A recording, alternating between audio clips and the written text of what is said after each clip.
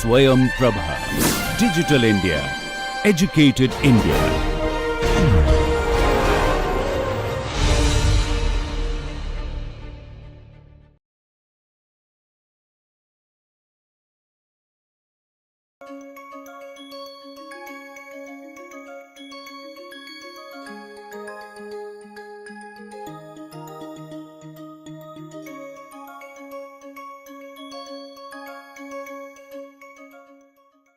Hello and welcome to session 38 on our course on quality control and improvement with MINITAB. I am Professor Indrajit Mukherjee from Shailesh Mehta School of Management, IIT Bombay.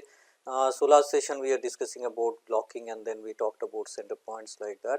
We will continue with center points and then move forward with some other topics which is relevant. Okay. So let me just go through what we have discussed on center points. So in this case what we are trying to say is that we are having we are doing experimentation on these corner points over here, and when we are near to optimal scenarios, what happens is that there may be curvature in the models. There can be curvature in the models if we are maximizing the models. So there will be. So maybe we started with some region of experimentation, and now we are in this region and where curvature is present over here. So first order model may not work, which is not suitable model at this phase for prediction. Maybe second order model is more appropriate, where we will have xi squared terms that needs to be incorporated in the model, in the regression models like that. Okay. This is up to interactions, these are main effects and these are the interaction effects, and this is the quadratic effects that we want to incorporate over here. And so factorial design is not sufficient for modeling this one. So for specific designs has to be used for that. Okay. So to make sure that we are near to the region of curvature, where in the response surface that we are generating. In this case what we do is that we add a corner points over here, we add corner points in the design in experimentation. So in that case what happens is that generally this 0 point is the this you can consider as the as is condition. That means current scenario is the 0 condition like that, that setting is the current 0 conditions like that for a variable factor A and factor B. So 0 level is decided initially, and then you will have a plus level on one side and minus level on one side for factor A and B like that. Okay. So these are the corner points, plus 1 and minus 1 like that, and 0 is the center point, which is the current operating condition you can think of. And at this current operating condition, what is taken is that 3 or 5 runs are trial runs are made over here, 3 to 5. This is the suggested number of center points that we replication that we do in the center point setting, that is 0 0 setting. Basically in 0 0 setting what we are doing is that we are running the experimental trial, and 3 to 5 trials are optimal, generally found to be quite suitable.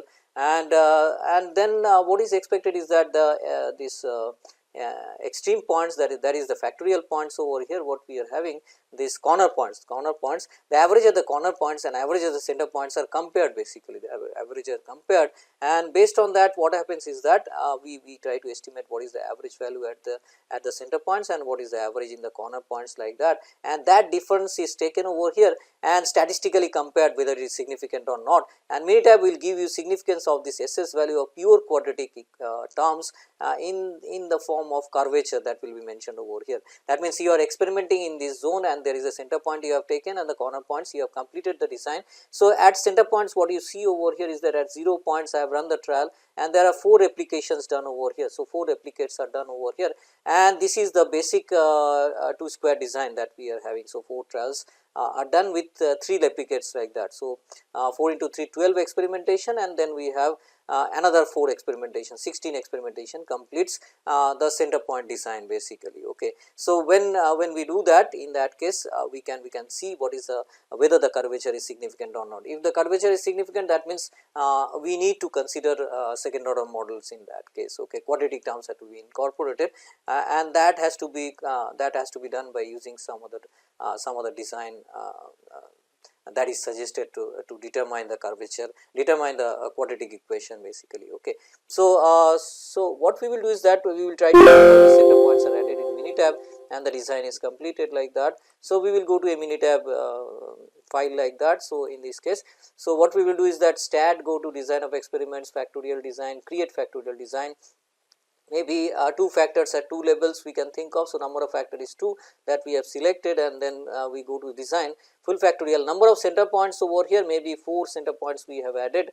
Let us say at a center point we want to replicate it 4 times like that, and no blocking. So, block will be 1 over here. So, in this case we are not number of replicates, and maybe we can assume that we have only 1 points at the, we are not replicating that one. So, 2 square 4 observation. So, sorry, number of replicates 3 times we have replicated maybe. So, 3 replicates what we have seen.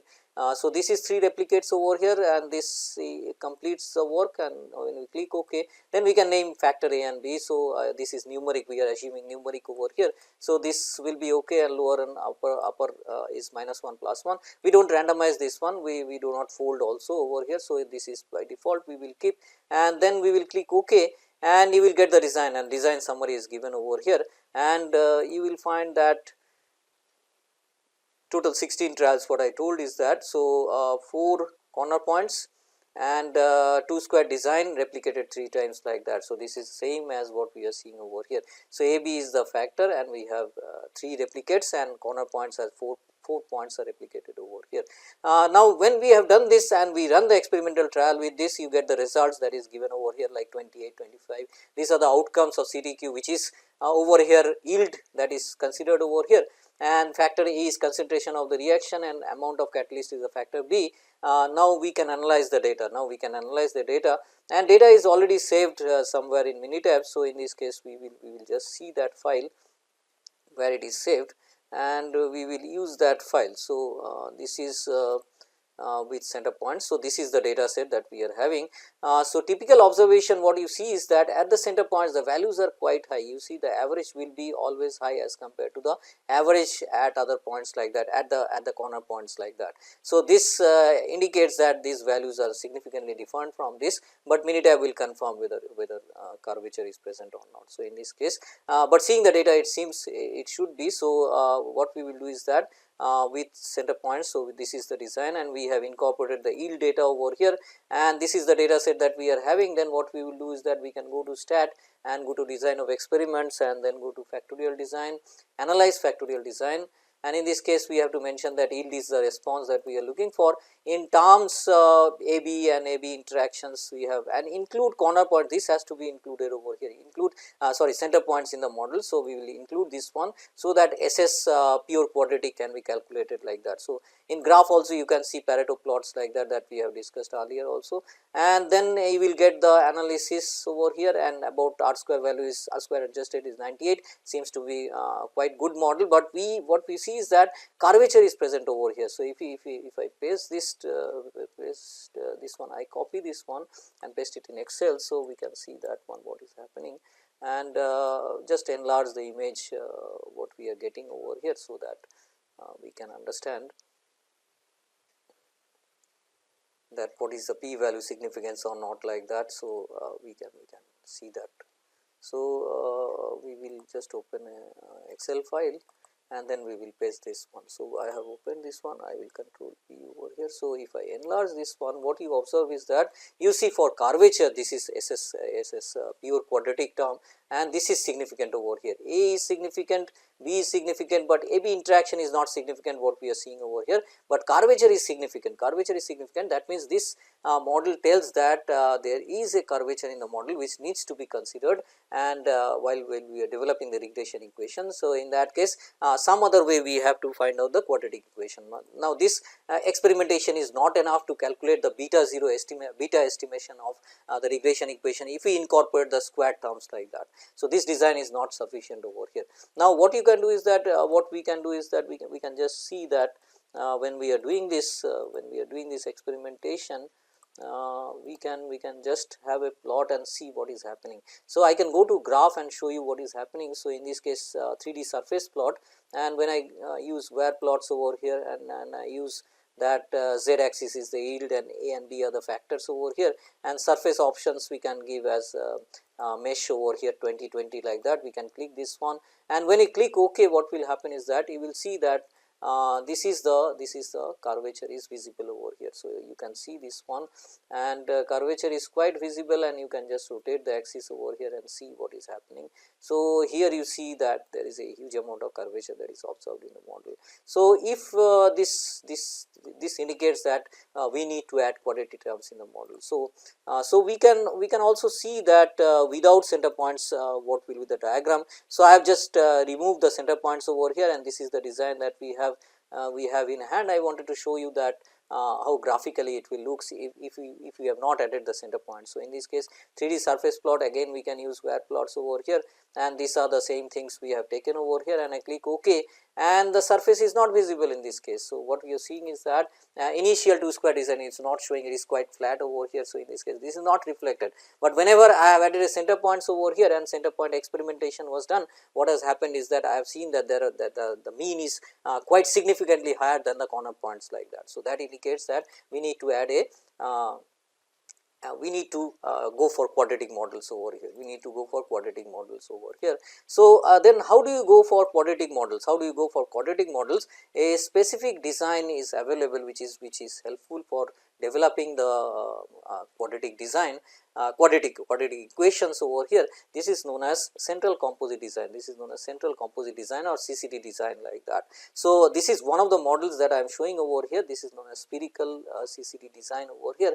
There will be corner points over here, that is the factorial points over here. There will be center points over here, that is shown over here, but there will be something called which is known as axial points over here. These axial points will be added in the design like that. So, I will finish the experimentation with corner points that we have done earlier also. Now, we will add some axial points over here, so that we can estimate the quadratic beta values of the quadratic terms basically. So, in this case what we are going to do is that we will add these axial points over here. So, these are the axial points, 4 axial points we will add in the design, and this is known as CCD design.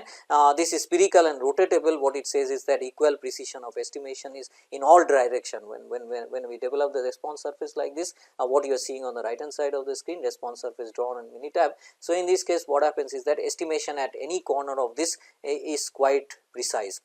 So, that is why we use CCD design, and in this case we say that it is a rotatable CCD design. This is a rotatable central composite design, and for that then what will be the axial point? This is 0 0 point over here, and these are the corner points -1 +1, these points what you are seeing over here. Then what will be the value of axial points? Okay. So, this is known as the distance from the center point. This will be noted by an alpha indicator, that this distance from here to the center points is around alpha over here, and what should be the alpha? That is the question over here. So, generally alpha is taken as number of corner points over here. So, there are 4 corner points over here. So, 4th root of corner points like that. So, 4 corner points over here. So, this will be square root of 2, and this will be 1.414, that is alpha value that is selected over here. So, this is the trend, that is this is the formulation that is generally used, so that it is rotatable CCD design like that. So, alpha is taken as 1.414. So, 4 experimentation has to be completed at this distance from the center point, and these are the 4 points. If you experiment that one, and then you can just generate the response surface, which is in quadratic term we can generate the response surface like that. Okay. And this was done, this experiment was completed. So, earlier we have done for the center points, let us say, and now these points are different. What you are seeing is that yield values are different over here. So, this is -1 and plus condition are different over here. So, in this case we have reached to about the optimal scenarios, global optimal setting conditions like that, near to that. So, what we are doing is that we are incorporating center points over here. We have a -1 +1 condition like that. We are experimenting in some region, and this is the center points over here. Then we are adding these axial points, which is square root of 2, that is 1.414. So, this is added over here, and then when we add this one over here, that is 1.414. So, these 4 trials are completed over here, and these are the results that we are getting over here, and then we can analyze, and we can, when we do analysis of variance, what you will find is that a square term will be incorporated, b square term will be incorporated along with AB interaction, and you can also see the lack of it. There is no lack of it. The model seems to be adequate, and the regression equation we can get what is the model. So, this is a square terms, b square terms, and r square is coming out to be quite okay, that is 97.05, that is quite fine. So, in this case, so now how to create the design CCD design, so that I can get quadratic terms like that. So, in that case we have to go to MINITAB, and then I will show you how it is generated like that. So, this is this we have discussed, this we have discussed. So, in this case we will go to CCD design like that. So, and we can just see the last one. So, I will delete this one, a blank sheet like that, and then I will create a CCD design. So, what I will do is that I will go to stat and then go to DOE. I have to go to response surface over here. We cannot go to factorial design to create this. I have to go to response surface and then create response surface design. Here you will find central composite design. So, in this case I will say central composite design. I want to create number of continuous factor is basically 2. We are having A and B, that is the one, and in design matrix what we will do is that we will use the full 13 runs with block 1 and center point 5. This is the by default you will take like that, and then value of alpha is also default, it will be square root of, and that this is default alpha is 1.414, that is given over here. So, when you click OK, and then factors you can write what is the factors. So, this is you do not have to do anything over here, and in options you do not randomize the run. Let us create the design. So, if you click OK, what will happen, this matrix, this is already created. These 13 runs are created over here, 4 corner points, and then we have center points, 5 center points over here, and then we have axial points that is given over here, 4 axial points that is given over here. Then what you have to do is that CTQ measures if you put over here, and then analyze the data, nothing more we can do over here. So, in this case we have already incorporated this data. So, we do not want to create, we do not want to waste our time over here. So, we will go to directly to that, and this is the response specificity design that is there over here. So, this is the data set is completed and placed over here in the yield column over here. Then what you have to do is that to create the to analyze this, I will go to DOE, then go to response surface over here, and then go to analyze response surface design over here. I will go to analyze response surface, and I will click yield over here, and the terms that we will add is full quadratic terms that we will add over here. When we add this one and click OK, other things remain same, and we can see Pareto plots of this, and then what we can do is that we click OK over here, and then what happens is that Pareto plot will show you which is significant, which is not. So, in this case what you see is that A square is important, A is important, B square is important, B is important, but AB is not so much significant over here. Interaction between A and B is not significant, but quadratic term is significant over here. So, we can retain those terms because we have gone to high end second order model over here. So, we can keep interaction, or we can drop also interaction over here. So, when we do this you will get the ANOVA analysis what is shown over here. So, I will click this and I will paste it in Excel, and that will give me the equation idea of the equations what we are using. So, in this case this is the, so what we see is the linear model, A is significant, B is also significant according to p value, A square is significant, B square is significant also, interaction is not significant, but lack of it also does not show anything that shows that there is lack of it. So, model seems to be adequate over here. So, in this case this quadratic equation can be used like that. So, this we can adopt this CCD design to develop equations where quadratic terms are significant. So, whenever you are near to the global optimal solution, generally what happens is that we try to use CCD design and then develop the quadratic equation, and then try to optimize the response surface like that. We will try to optimize the response surface, and that is the objective of this response surface methodology. What generally happens is that we start experimentation from certain region over here, and then we slowly move towards the optimal global optimal points, and then we use CCD design over here, and finally reach the optimal global optimal solution or setting conditions like that. That is the overall idea of response surface methodology, and it uses a specific optimization algorithm. So, to reach from this point to this point like that, but what I am saying is that generally linear model works over here in the initial stages, and when we go to this point, then we need a quadratic equation over here. So, for that the design is CCD design that is generally used, and then the optimal solution. So, this is a sequential experimentation that happens in response surface methodology, So, we try to model and optimize, So, that is a brief overview of response surface methodology, but there are rules how we move from initial condition to the final condition that will be we can see in any books like that. So, this is what we have in response surface methodologies, and And now an important topic which I thought we should address like that, which is known as multiple response optimization,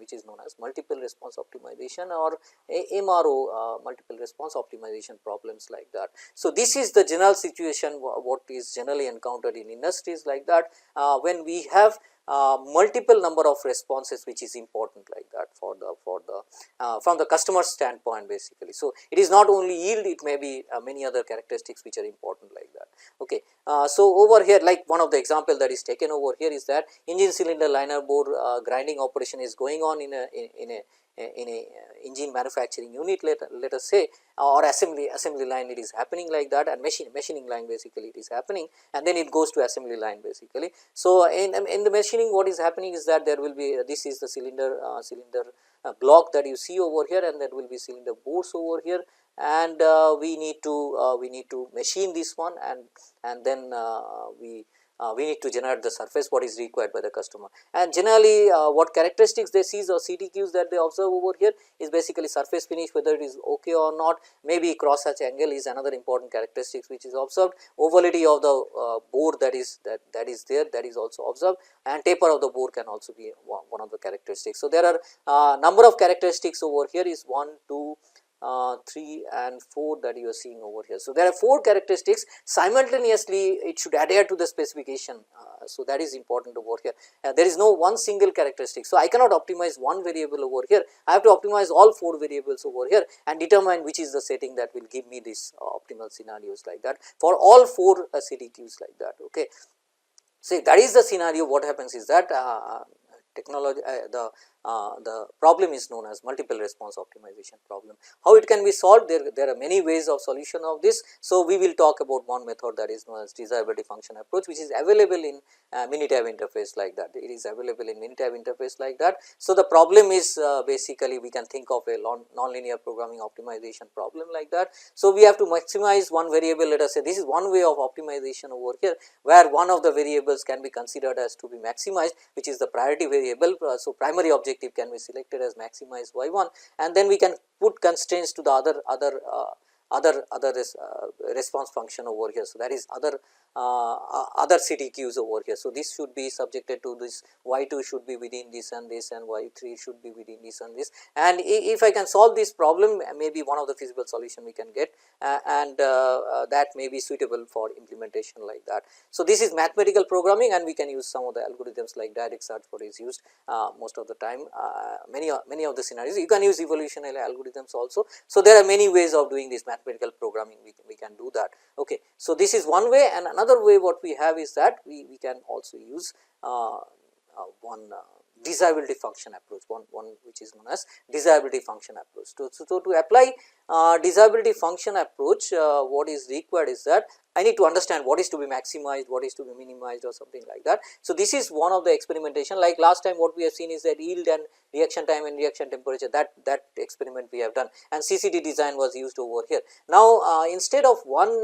response that is over here, we have 3 response over here which is to be optimized over here. Earlier case we can determine the response surface, and then we can find out the optimal condition. Now, we have 3 general desirability function approach is used when we have more than one response scenario. So, in this case I have 3 response scenarios like that. So, in this case problem becomes difficult because trade off solutions is required over here, and there may be interrelationship between these y characteristic that you are seeing over here. So, this yield and this are interrelated, they are correlated like that, and in that case we have to find out the setting for x1 and x2 which will optimize all the variables, and it is not easy, it is difficult like that, a difficult problem which is known as multiple response optimization problem. So, CCD design was used, and we have the response over here. Now, we want to maximize all together, maximize yield, we want to keep the viscosity at a certain level on targets like that, and we may want to minimize the molecular weight, that is y3. So, one is maximization, one is on target, one is minimization problem that we are trying to tackle over here. Okay. And this problem is taken from Montgomery's book, that is design and analysis of experiments over here. You can get all the data information. See, whatever data I am using, I am referring the books. So, you can just refer the books and see that chapter, and you will find the data. So, if you go to the Montgomery's book, like applied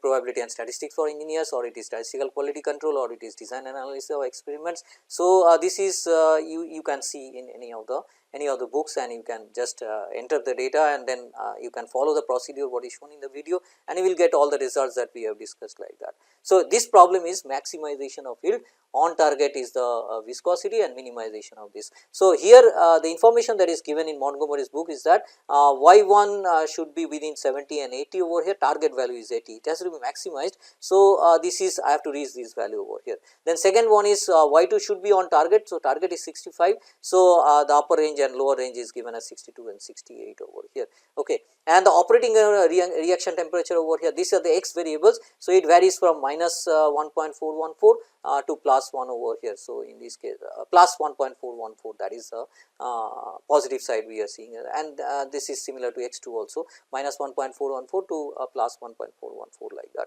Okay. And the third one is to be minimized. So, in this case target value, it should be less than 3400 and the target value is defined as 3200. Let us, if we can reach this one, that is okay for us. So, this is the problem statement that we are having on hand, and this data can be, you can create the CCD design and then enter the data that is given, yield, viscosity and molecular weights like that. We can create that, and how to analyze that in MINITAB, that is important. And for this MINITAB uses a desirability function approach. MINITAB uses a desirability function approach over here. So, what it will do is that the response that you are getting over here, so these values will be converted, these values that you are getting over here will be converted into a desirability values like that. This, all these values that you are seeing over here will be converted into a value desirability which lies between 0 to 1, which will lie between 0 to 1, and it will depend on what type of whether we want to maximize. So, if we want to maximize a variable and there is a desirability function for that maximization, any types of y characteristics which is to be maximized. So, these functions will be used. There are alternative desirability functions that is available for if it is smaller the better type of function, I can calculate the value of dj which lies between 0 and 1, which will lie between 0 and 1 over here. So, if you tell me the values of yj which is the actual value, I can convert into a value between 0 and 1, and for a specific types of characteristics, if smaller the better type of characteristics we want. So, in this case this is the function that is given. So, this is the function that is given by Derringer and Swiss. So, in this case what is required, this is simplified one. Okay, Harrington first proposed this one. So, this is desirability function approach, you can see in any research papers you will find this one, and MINITAB uses this one. So, it will convert this variable, this response variable into 0 and 1 variables over here. So, this will be converted. Similarly, for nominal the best or on target values, dj values can be calculated like that. This will also vary between 0 and 1 like that, and similarly larger the better also we can get the value of desirability which will lie between 0 and 1 like that. So, so you can think of that nominal the best, if I want to explain this one, nominal the best over here. So, in this case, if the value of y falls outside the specification which is defined like that there is definition over here. So, this is defined as y2 should be between 62 and 68. So, if the value is below 62, then in that case, if this is below 62, this is the minimum value, let us say this is 62 over here, then desirability value will be equals to 0. If the value is greater than this one, so in this case the value will be also equals to 0. So, if you are outside the specification, the desirability value will be 0 like this. This is the target value over here, this is the upper specification, this is the lower specification limit. So, if you do not hit the target, and move away like this up to a certain point, there will be some desirability dj value, but if you are outside the specification, the dj value will be equals to 0. But if you are hitting the target exactly, the dj value will be equals to 1. So, 1 is desirable in any case. So, 1 will be desirable. So, we want to maximize the value of dj, and the maximum value is given as 1 like that. So, similarly over here using this function, when you put this one, so smaller the better, if it is near to 0, if it is smaller the better, let us say the target value is 0. So, when you reach 0, the desirability value will be equals to 1. Similarly, when we are using this larger the better type of function, so if it has to be more than certain values, if it is more than certain values, what will happen is that desirability will be converted as 1, well, it will be considered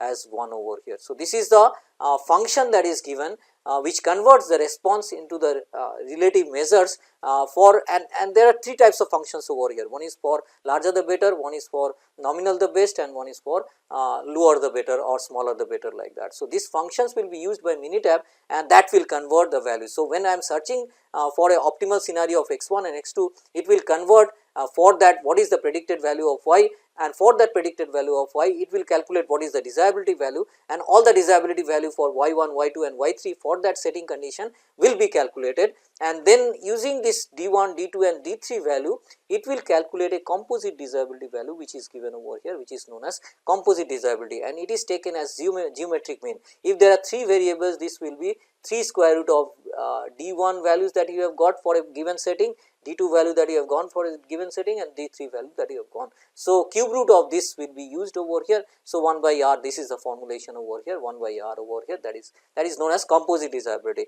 and composite desirability will also lie between 0 and 1. So, if it is near to 1, that means you are reaching the trade off condition which is the best one. So, if you hit 1, that means all the target values are completed, like that, you have reached all the target values, like that. Okay. If this is equals to 1, this is equals to 1, that is, and the third one is equals to 1, that is the most favorable scenario, but this does not happen in real life because there are intercorrelation, and getting the global optimal solution is not easy. You need to have a trade off solution, like that. You can be near to 1, but getting exactly 1 is rarest of rare occasions that you will find. Okay. So, I have to get the setting of x1, x2 and x3 that will optimize y1, y2 and y3, and y1, y2 will be having a desirability value d1, d2 and d3, and multiplication of this if it is equals to 1, and cube root of 1 is means 1. So, if this is the ideal scenario, but you will never reach this ideal scenario, you will get some values that is desirability capital D that will be equals to, that will lie within 0 and 1, like that. So, maybe 0.9 3 may be the values of composite desirability that we will get when the solution is achieved by MINITAB. So, MINITAB will give you what is the composite desirability value that MINITAB has reached, and what is the setting condition of x1, x2, x3 that we mentioned. So, we have done x1 and x2, it can take more number of variables, like that. So, that is not a constraint. Okay. So, we will discuss about implementation of this in our next session, and then we will move forward with some other topics, like that. So, this is an important topic. So, we will move from here so that we can address other things, like that. So, this is a typical scenario in most manufacturing organization, and there are different ways to solve this multiple response optimization problem. One of the methods I am showing, which is in MINITAB, how it is done, like that, I will demonstrate that one, but you can see literature where there are many other approaches to solve multiple response optimization problem, basically. Okay. So, we will continue from here with examples on multiple response optimization problem. Thank you for listening. Yeah.